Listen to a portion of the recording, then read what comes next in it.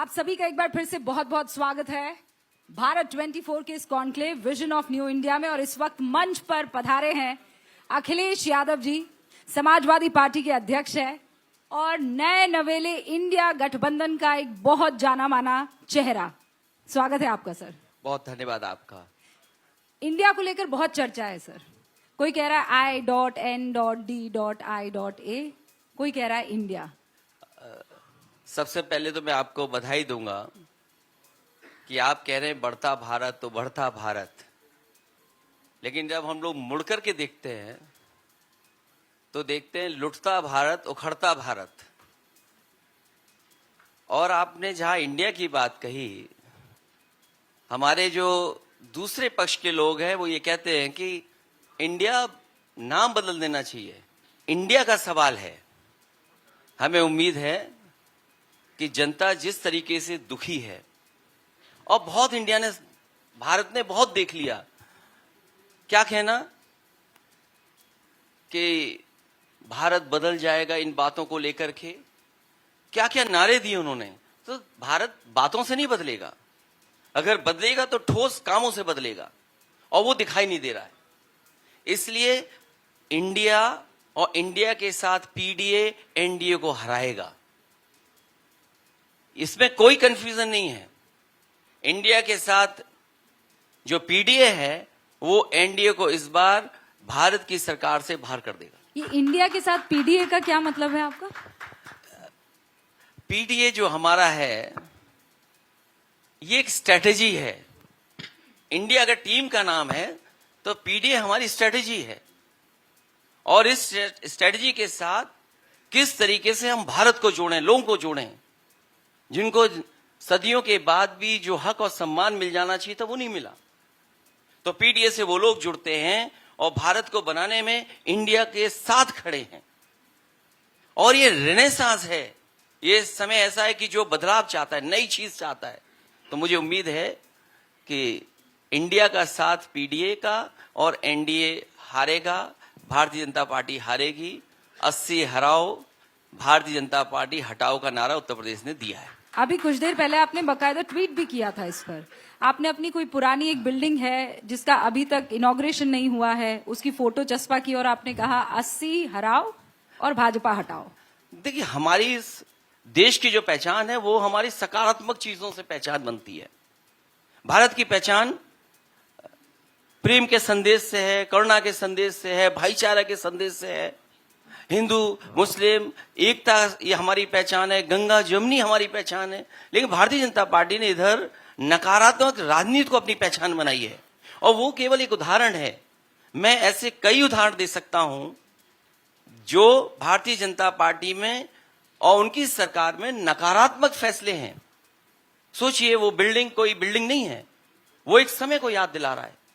JP movement Congress के खिलाफ उस जमाने में संपूर्ण क्रांति का नारा और उनके नाम पे बना है। ये समाजवादियों की एक लेगेसी है, उसकी पहचान जेपी नायसी है। केवल समाजवादी पार्टी का वो काम नहीं है, एक बिल्डिंग नहीं है, क्योंकि समाजवादियों ने बनाया इसलिए वो काम रोक दिया उन्होंने। और ये कई उदाहरण मैं दे सकता हूं यूपी के, और उस जगह से जहां से प्रधानमंत्री जी आते हैं। क्या कोई कल्पना कर सकता है प्रधानमंत्री जी के क्षेत्र में टमाटर की कीमत क्या होगी? और अगर कोई पॉलिटिकल पार्टी टमाटर के सवाल को लेकर के लोगों को जगाए तो उसको जेल भेज देंगे आप। केवल बेटे को नहीं, पिता को जेल भेज देंगे। दुकान पे आप पुलिस लगा देंगे, मंडी में आप पुलिस लगा देंगे। आप धमकी देंगे कि अगर टमाटर को लेकर के आपने बात रखी तो आप जेल चले जाएंगे। अच्छा, लेकिन प्रधानमंत्री जी के क्षेत्र में। लेकिन अखिलेश जी, टमाटर की कीमत पर किसी और चैनल का मुझे नहीं पता, लेकिन भारत 24 ने बड़े बड़े प्रोग्राम किए हैं। भारत 24 ने 200 रुपए किलो टमाटर से लेकर पूरा एक बकायदा यहाँ पर मुहिम चली टमाटर को लेकर, और बाकी सारी जो इस वक्त आप परेशानियां, महंगाई, बेरोजगारी गिना रहे हैं, इस बार आप लोग जीत जाएंगे। देखिए, जिस देश में चरम सीमा पर महंगाई हो, चरम सीमा पर बेरोजगारी हो, और जितने भी वो वादे किए, वो वादों का क्या? जो आपने वादे किए थे उन वादों को कितना पूरा किया आपने? आपका हर वादा जुमला निकला। आप उत्तर प्रदेश में क्या क्या कह आए थे? किसानों की आय दोगुनी होगी। अभी मक्का की फसल थी, सड़ गई मक्का, किसी ने नहीं खरीदी। गेहूं आपने मंडियों में नहीं खरीदे, गेहूं को आपने बाजार के हाल पे छोड़ दिया। वो अलग बात है कि जो कीमत किसान को मिलनी चाहिए थी वो कीमत नहीं दी। कीमत किसके हाथ में थी? आप लगातार हर चीज की महंगाई कर रहे हैं, डीजल, पेट्रोल, और जिस सिलेंडर को लेकर के आपने कितना बड़ा जागरूक अभियान चलाया था। आज क्या कीमत है सिलेंडर की? दालों की कीमत क्या है? सवाल ये नहीं कि क्यों कीमत बढ़ी है, सवाल ये कि मुनाफाखोरी कौन कर रहा है, मुनाफा किसकी जेब में जा रहा है। अखिलेश जी, ये जो बातें आप गिना रहे हैं, अगर ये इतने बड़े मुद्दे हैं तो जनता हरा देगी बीजेपी को, नरेंद्र मोदी को, अमित शाह को, सबको हरा देगी। फिर आप लोगों को साथ क्यों आना पड़ गया? साथ इसलिए आना पड़ा कि वो भी किसी को नहीं छोड़ रहे। कितने दल साथ लाए हैं, जो दल उनको देखना पसंद नहीं करते थे, जो दल के नेता उनके बारे में क्या क्या कहते थे, पर ये तो उनको आप गले पर भी मिला रहे हैं। पर ये तो आप पर भी लागू हो रहा है ना। जैसे साइकिल पर 2 लड़के थे, वो अब अलग हो गए, वापस आ गए साथ में। समाजवादियों ने हमेशा ये बात मानी कि जब कांग्रेस कमजोर होगी तो समाजवादी लोग साथ देंगे, और ये लड़ाई बड़ी है। देश की हालत क्या है? मणिपुर पे क्यों चुप हैं? क्या जवाब नहीं आना चाहिए था? क्या हम कल्पना कर सकते हैं आज के समय पर बेटियों को इस तरह घुमाया जाए और सब चुप हैं उस पे? लेकिन आप वो मणिपुर सवाल पर- नहीं पूछे जाएं। वो ये सवाल कर रहे हैं कि आप सिर्फ मणिपुर पर बोलते हैं। आप यही बात जब राजस्थान में होती है, पश्चिम बंगाल में होती है, आप तो दीदी के बहुत करीबी हैं, आप पश्चिम बंगाल में निर्वस्त्र औरतों को देखकर आपका मन उतना नहीं उछटता जितना मणिपुर को देखकर। जहां जितनी घटनाएं हो रही हैं उन घटनाओं पे निंदा कर रहे हैं हम लोग, उन घटनाओं को उठा रहे हैं, लेकिन जिस तरह से मणिपुर में हुआ, आप छिपा कर बैठे थे, आप खुद स्वीकार कर रहे हैं, आपके मुख्यमंत्री खुद स्वीकार कर रहे हैं कि ये कोई एक अकेली घटना नहीं है, ऐसी बहुत सारी घटनाएं हुई हैं। तो क्या कल्पना कर सकते हैं आप क्या क्या हुआ होगा? लोकतंत्र कहां खड़ा है आज? वो कह रहे हैं कि आप वो सदन में बोलने को तैयार है, लेकिन आप मणिपुर बहाना है, मोदी निशाना है कि तर्ज पर काम कर रहे हैं। देखिए, विपक्ष कोई निशाना नहीं है, कोई निशाना नहीं है। सरकार को जवाब देना चाहिए, जिम्मेदारी सरकार की है। और अगर वो समझते हैं कि मणिपुर से दुनिया में उनका नाम नहीं खराब हुआ है तो G20 की मीटिंग मणिपुर में क्यों नहीं करते? आप G20 का आयोजन कर रहे हैं, दुनिया देखेगी G20 का आयोजन वहां भी हो सकता है। नहीं, लेकिन वहां तो हालात इतने ठीक नहीं है ना। वो अगर तो ये सरकार आप भी स्वीकार कह कर रही रहे हैं, मैं तो आपको धन्यवाद देता नहीं, हूं वो तो कि सरकार आप भी खुद कह स्वीकार रही कर रहे है, हैं। वो तो सरकार खुद भी कह रही है कि वहां के अगर हालात सरकार जो है- कह रही है तो विपक्ष की भूमिका यह है कि सरकार से जवाब मांगे। सरकार जवाब क्यों नहीं दे रही है इस बात? वो कह रहे हैं कि अमित शाह जवाब देने को तैयार है, गृह मंत्री जवाब देने को तैयार है, लेकिन आप चाहते हैं कि मोदी जवाब दे सदन में। सवाल प्रधानमंत्री का है, और कई मौके ऐसे आए हैं, मैं खुद लोकसभा में रहा हूं, अविश्वास प्रस्ताव आए हैं, उसमें प्रधानमंत्री जवाब दिए हैं। पूर्व में कई प्रधानमंत्रियों के खिलाफ अविश्वास प्रस्ताव आए। नहीं, अविश्वास आप क्यों प्रस्ताव में फेस तो नहीं करना पीएम को चाहते? ही जवाब देना है, वो तो आप सब क्यों मुद्दों फेस पर नहीं है। करना चाहते हैं? और इसीलिए आप चाहते हैं पीएम बोले, इसीलिए अविश्वास प्रस्ताव लाया गया है। आप अविश्वास प्रस्ताव आए जाते हैं, ये हमारा अधिकार है विपक्ष का। अगर हम अब अधिकार का इस्तेमाल कर रहे हैं क्योंकि सरकार बचना चाहती है, सरकार जवाब नहीं देना चाहती, क्यों सरकार नहीं जवाब देना चाहती अखिलेश है? जी, वो ये आरोप लगा रही है, यानी बीजेपी ये आरोप लगा रही है, और ऐसी खबरें भी आई थी कि अविश्वास प्रस्ताव पर कांग्रेस अकेले ही चलेगी। गोगोई जी की तरफ से नो कॉन्फिडेंस मोशन जो है पास कर दिया गया, आप लोगों को सूचित तक नहीं किया गया। कभी कभी अगर सांसद नहीं मिलते, उनको बताया जाता है दस्तखत जरूरी नहीं है, सहमति जरूरी है।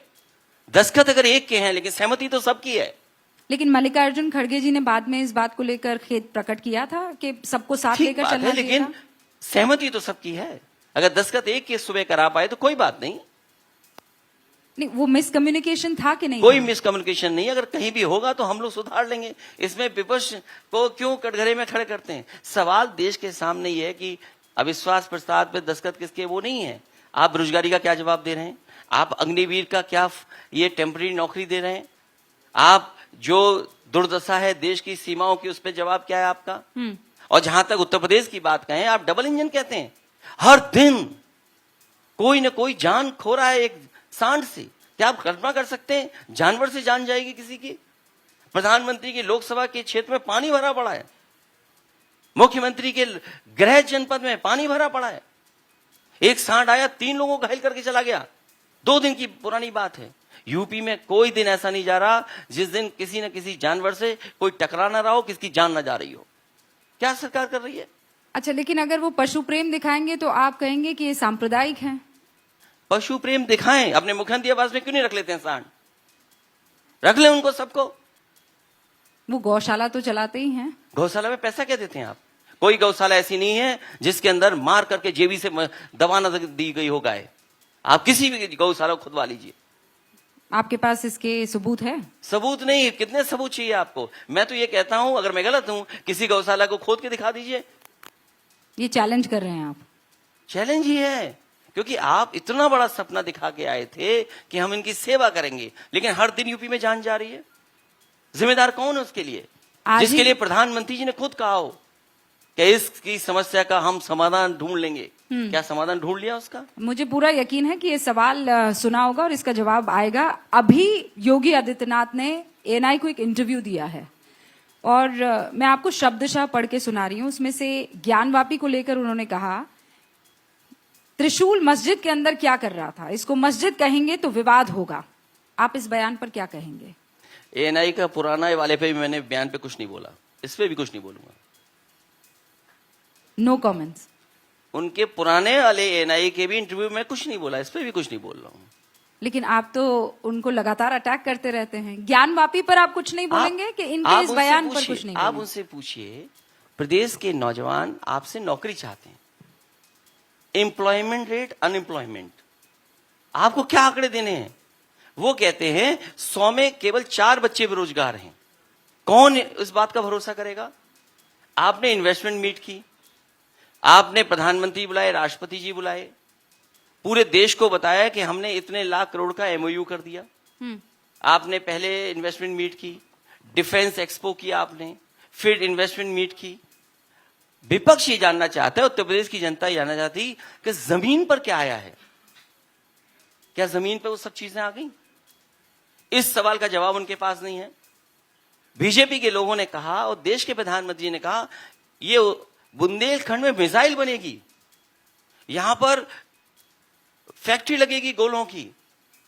9 साल हो गए दिल्ली की सरकार के, यूपी के 7 साल के सरकार के हो जाएंगे, कहां है जमीन पर वो? देश के प्रधानमंत्री ने बुंदेलखंड एक्सप्रेसवे का उद्घाटन किया। अभी 1 हफ्ते पहले मैं गया उस एक्सप्रेसवे पर, पूरा खुदा पड़ा है। जो राइडिंग क्वालिटी है आप कल्पना नहीं कर सकते।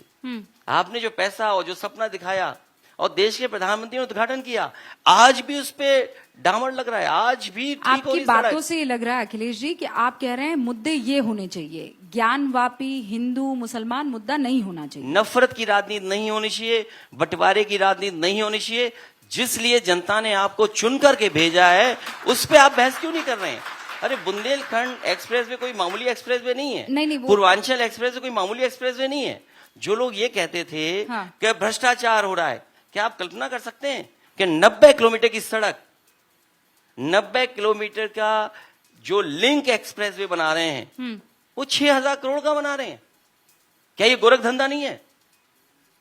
वो कहते हैं आपने अपने टाइम पर इसी तरीके के घपले किए थे, चाहे वो किसने रोका है? रिपोर्ट आ गई है, वो जितने मानक होते हैं मानक से अच्छे निकला उसका। वो क्यों घोटाला बोल रहे हैं? क्यों बोल रहे हैं? क्यों? इसलिए बोल रहे हैं, मैं आज भी दावा करता हूं यहां बैठ करके कि देश का सबसे अच्छा एक्सप्रेसवे अगर कोई है तो वो आगरा लखनऊ एक्सप्रेसवे है, जो समाजवादियों ने बनाया था। और जो डिजाइन, जो टेक्निकल स्पेसिफिकेशंस थे, जिस तरीके से उसको बनाया गया, वो आज एनएचएआई कॉपी कर रहा है और उतनी कॉपी नहीं कर पा रहा है जितनी कॉपी करनी चाहिए थी उसको। नहीं तो अच्छे काम की तो तारीफ होनी चाहिए ना अखिलेश जी। और आपने देश के प्रधानमंत्री जी उस हाईवे पे उतरे थे जो समाजवादियों का डिजाइंड एक्सप्रेसवे था। समाजवादियों ने अगर डिजाइन नहीं किया होता तो हरक्यूलिस जैसा सबसे बड़ा विमान वो सड़क पर नहीं उतर सकता था। अच्छा, एक आपने तो वो बात खुद का क्यों नहीं बनाया, वहां उतर जाते? तो वो तो बता रहे हैं कि हमने पूरे उत्तर प्रदेश को दिल्ली से जोड़ दिया है। मेरठ में आप 2 घंटे में आ जाते हैं, दिल्ली से मेरठ जो है। बहुत पुराना था, ठीक है, काम होता है, क्यों नहीं होता है काम? तो इसकी तो आप तारीफ करेंगे ना? तो हमारा भी तारीफ करिए आप। नहीं, आपकी तो तारीफ करेंगे। करप्शन का है, हाँ, वो आप पर आरोप लगा रहे हैं। तो हम तो कह रहे हैं खुली आंखों से देखो, सड़क आज भी नहीं बन पाई उनकी। वो जब आरोप लगाते तो गोमती रिवर फ्रंट का जिक्र करते हैं। देखिए, गोमती रिवर फ्रंट तो इसलिए बुरा कहते हैं वो, क्योंकि देश के साबरमती एक्सप्रेसवे से अच्छा, वो साबरमती का जो रिवर फ्रंट बना है उससे बेटर रिवर फ्रंट है। आज भी आप उस पे जाकर के देखें तो शहर के अंदर सबसे बेहतरीन रिवर फ्रंट अगर कोई है तो वो है। और मैं आज कहता हूं आपसे, किसी भी शहर में अगर आपको नदी साफ बहानी है तो आपको वही मॉडल अपनाना पड़ेगा जो समाजवादियों ने लखनऊ में बनाया है, गोमती रिवर फ्रंट। तो फिर और आप क्या कर रहे हैं? तो फिर ईडी, सीबीआई, इनकम टैक्स, क्या है ये आपकी संस्थाएं हैं। इनसे अखिलेश यादव क्या हुआ है को आपने? इनसे अखिलेश यादव को डर लगता है? मुझे कोई डर नहीं लगता। इनकम टैक्स, मुझे कोई डर नहीं लगता। हम सीबीआई में 30 साल रहे कांग्रेस के जमाने से। पीडीए एनडीए को हराएगा, 80 हारेंगे बीजेपी। पर ये पीडीए तो आपका है ना, उन लोगों ने थोड़ी माना है। मल्लिकार्जुन खड़गे ने मान लिया है, राहुल गांधी ने मान लिया जाति है, जनगणना मानने लगे, सामाजिक न्याय मानने लगे, और क्या चाहिए? आपकी बात मान ली है उन्होंने। हमारी बात माने ना माने, ये स्वीकार करें ना करें, ये लड़ाई बहुत पुरानी है, इंडिया पीडीए हजारों आप साल कहेंगे। पुरानी है। ये यही रास्ता है, ये हमारा पार्ट ऑफ स्ट्रेटेजी है। क्या पीडीए ही जिताएगा, पीडीए ही एनडीए को हराएगा। पीडीए वो बोल रहे हैं इंडिया, आप बोल रहे हैं पीडीए। आप लोगों की सहमति इंडिया है हमारा कि नहीं टीम है? का नाम है। हाँ, तो फिर पीडीए क्या है? टीम है वो हमारी इंडिया है। हाँ, जो स्ट्रेटेजी है वो पीडीए है। इसमें क्या दिक्कत है? तो ये बात आप ही कह रहे हैं, कोई और तो कह नहीं रहा है। तो यूपी में तो हारेंगे 80 में 80। तो इसका मतलब संयोजक आप है, संयोजक आप है इसका मतलब। क्यों नहीं, 80 में 80 हारेंगे। हाँ, तो 80 में हराने वाला संयोजक हुआ ना, फिर सबसे ज्यादा सीटें हराने वाला संयोजक हुआ। हमारे साथ जो दल हैं उन दलों को लेकर के आने वाले समय में आप देखेंगे यही परिणाम आएगा। हाँ, तो आप लीडर हुए कि नहीं हुए इंडिया के? फिर मैं लीडर हूँ, उसका एक पार्ट हूँ टीम का। उस टीम का लीडर कौन है? लीडर सब हैं। या आप लीडर हैं कि नहीं है? नहीं, इंडिया मैं के? लीडर हूँ, अपने यूपी में लीडर हूँ मैं, और जहां हमारी पार्टी है उसका लीडर हूँ मैं। और हम साथ लेके चल रहे हैं सबको, इसमें क्या दिक्कत है? अरे साथ तो लेकर हम चल सबको सकते हैं स्पेस दे रहे हैं, हम अखिलेश जी, सबको साथ ले रहे हैं। लेकिन कौन? मतलब देखिए बीजेपी एक तो क्या चेहरा कहती है? देंगे ना। बीजेपी क्या कहती है? सबका साथ सबका विकास। सबके साथ में गैर बराबरी नहीं खत्म हो रही है क्या? सबके साथ कहने से गैर बराबरी खत्म हो रही है? हमारी लड़ाई गैर बराबरी से है। जो लोहिया जी ने सिद्धांत दिया, जो नेताजी ने सिद्धांत दिया, जो जेपी का सिद्धांत है, जो देश की जरूरत है, वो हमारा सिद्धांत है। इसलिए हम उस लड़ाई को लड़ रहे हैं, और उस लड़ाई से कोई नहीं भाग सकता।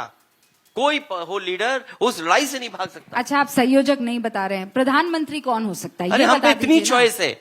आपको महिला चाहिए, महिला पीएम बनेगा। यंग चाहिए, यंग मिलेगा। बुजुर्ग चाहिए, बुजुर्ग मिलेगा। आपको जाति के हिसाब से चाहिए तो जाति के हिसाब से मिलेगा। आपको अगड़ा चाहिए तो अगड़ा है, पिछड़ा तो पिछड़ा है, अखिलेश दलित तो जी, दलित है। आपको कौन सा चाहिए बताइए? अरे बीजेपी में कोई चॉइस नहीं है। बीजेपी ये कह रही है ये प्रधानमंत्री का चुनाव है, डिपार्टमेंटल स्टोर पे शॉपिंग थोड़ी करने जा रहे हैं। बीजेपी ये चाहिए तो ये मिलेगा, ये चाहिए तो ये मिलेगा, वो चाहिए तो बोले प्रधानमंत्री की बात है। देखिए बीजेपी को ये नहीं समझना चाहिए कि मार्केटिंग से चुनाव जीत सकते हो, आप इवेंट से चुनाव जीत सकते हो। मां गंगा को क्या कहा था आपने कि मां गंगा को हम साफ कर देंगे? आज बताओ बीओडी क्या है, सीओडी क्या है, डिजॉल्व ऑक्सीजन क्या है? क्या जवाब है बीजेपी के पास? क्या जवाब है उनके पास? जवाब उनके पास? अच्छा, एक बार के लिए बीजेपी तो के पास कोई जवाब नहीं। ये डिपार्टमेंट स्टोर की बात नहीं है। हाँ, सवाल सिद्धांत का है, सवाल कार्यक्रम का है। अगर बीजेपी इसको इस तरीके से ले रही है तो इसका मतलब हार के करीब है, वो लोग हारने जा रहे हैं इस बार। तो हार का विजन ही तो वो पूछ रहे हैं ना कि कौन है भाई हारने के लिए, कौन किसको?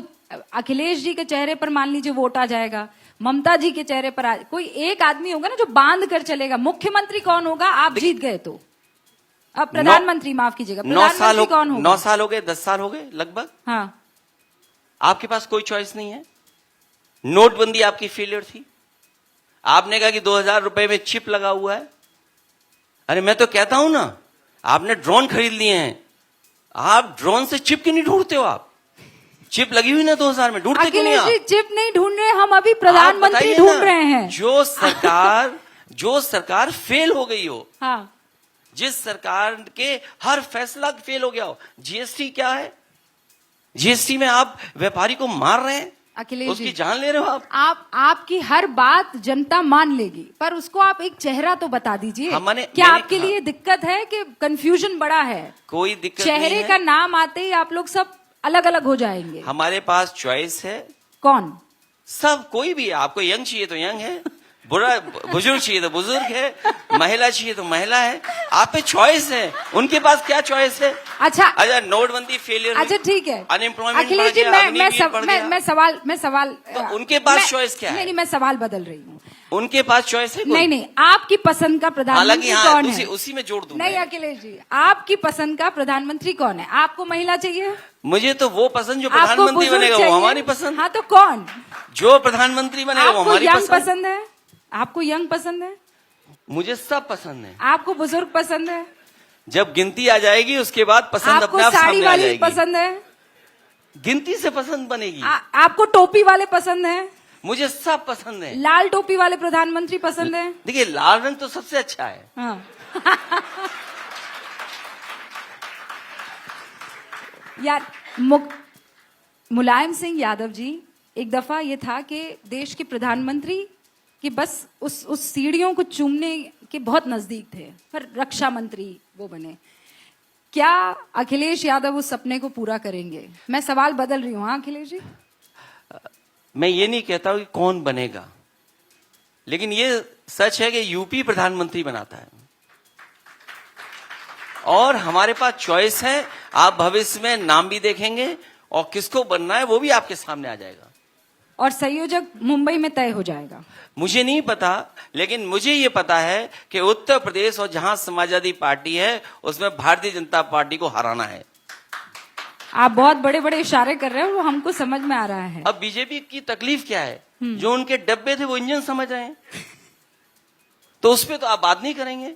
नहीं बिल्कुल, आप अगर चॉइस है तो वहां भी तो कई लोग घूम रहे हैं कि हम भी प्रधानमंत्री बन नहीं जाएं। वहां तो एक ही है सर। ये आप कह रहे हैं ना? नहीं वो खुद भी कह रहे हैं। नहीं ऐसा कुछ नहीं है। अच्छा हमने आप तो कहा ना आपसे कि जो लोग डब्बे थे वो इंजन समझ रहे हैं अपने आप को।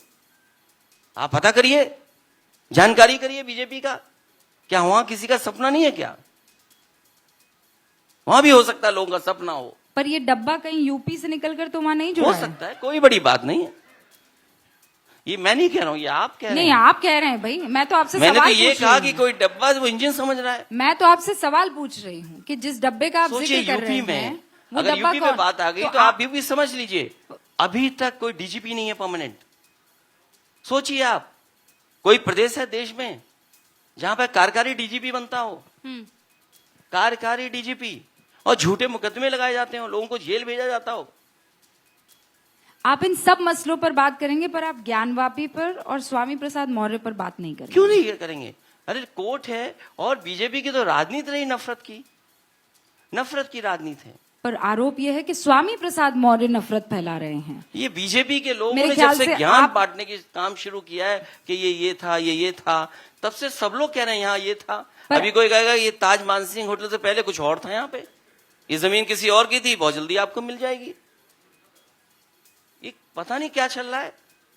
पर आप एएसआई के सर्वे पर यकीन रखते हैं? आप चाहते हैं कि एएसआई का सर्वे भी हो? उस सवाल का जवाब नहीं देना चाहता हूं जो बुनियादी सवाल है। किसान की आय 2 क्यों नहीं हुई 2 गुना? आपने नौजवान को नौकरी रोजगार क्यों नहीं दिया? इन्वेस्टमेंट क्यों नहीं आया? आपने बड़े बड़े एमओयू किए 5 लाख करोड़ का। 5 लाख करोड़ का एमओयू छोटा नहीं होता है। 5 लाख करोड़ का एमओयू क्या जमीन पर उतरा है आपका? इसलिए बीजेपी को नकारात्मक राजनीति छोड़ देनी चाहिए। मंडियां बनाई नहीं, एक जिला अस्पताल यूपी में बनाया हो तो बताइए आप। अखिलेश जी वो ये एक कह जिला रहे अस्पताल। हैं विकास एक तरफ है, वो जो साथ चलता रहेगा, दूसरा देश की संस्कृति है। ये 2 पटरियां हैं जिस पर देश चलेगा। आप कह रहे हैं कि ज्ञानवापी कोई मुद्दा ही नहीं है आपके क्या लिए? राष्ट्रवाद संस्कृति ये कि हमारी बहनों को इस तरह का वीडियो निकल करके आएगा, ये आपकी नई संस्कृति है क्या? यही राष्ट्रवाद की संस्कृति है आपकी? इसी का प्रचार कर रहे हैं आप? और फिर आप किसका ढूंढ रहे हैं कि ये वीडियो किसने वायरल किया है? आप वो ढूंढ रहे हैं। हाँ वो क्या ये देश का आरोप लगा रहे हैं और मैं आपसे कह रहा हूं, बहुत सारी माताएं बहनें वो हैं जिन्होंने बीजेपी को वोट दिया। वो तस्वीरें, वो वीडियो देख करके आक्रोशित हैं बीजेपी के खिलाफ वोट डालने के लिए। पर अखिलेश जी ऐसी ही तस्वीर पश्चिम बंगाल से आई है। क्या वो राष्ट्रवाद कहीं भी हो घटना, हम घटना की निंदा कर रहे हैं। ये नहीं है कि ये घटना हो गई तो इसके बराबर में दूसरी घटना आप बताएंगे। वो सेम टाइम पर, और वो कह रहे हैं आक्रोश सिर्फ मणिपुर पर। वो ये सवाल आपसे पूछ रहे हैं। जो घटना कहीं भी होगी उसकी निंदा होगी। लेकिन मणिपुर में सरकार के इशारे पर हो रहा है। ये जो नफरत की राजनीति और वोट की राजनीति ने मणिपुर को यहां धकेल दिया। और हो सकता है कुछ उद्योगपतियों के भी सपने ऐसे हों कि अगर मणिपुर में ऐसा होता है तो शायद उन्हें भी मौका मिल जाए कुछ वहां पर। कुछ चीजें ऐसी बाहर आ रही हैं। आप किस तरफ इशारा कर रहे हैं? क्या पता वहां जंगल पर किसी को नजर हो कि यहाँ मिट्टी है, यहाँ जमीन है, कुछ मिल जाएगा यहाँ पर। किन उद्योगपतियों का जिक्र कोई भी कर हो रहे हैं? सकता है। अभी मैं पढ़ा अखबारों में कि कुछ जो मिनरल्स केवल सरकारी कंपनियां कर सकती थी, जिनका है माइनिंग की, उन्हीं को राइट्स थे। वो राइट्स आप प्राइवेट में देने जा रहे हैं। आप क्या धोखा दे रहे हो देश को? आप क्या ये चीजें नहीं जानते हैं? पर मणिपुर का मसला आपने बिल्कुल एक अलग उसको क्या आयाम दे पता दिया क्या है। हो सकता है? ये बीजेपी है, कोई भी कुछ कर सकती है। 2024 में यही बीजेपी है जो कह रही है हम 303 पार जाएंगे। यूपी में तो नहीं होगा, यूपी माइनस कर दीजिए आप। तो फिर कहां से 303 आए? तो सरकार नहीं बनेगी उनकी। आप कॉन्फिडेंस हैं? मैं नहीं, इस प्रदेश की, देश की 2/3 जनता जो दुखी है, नाराज है, निराश है। पर लोकल चुनावों में तो दिख गया कि आप पर भरोसा नहीं है।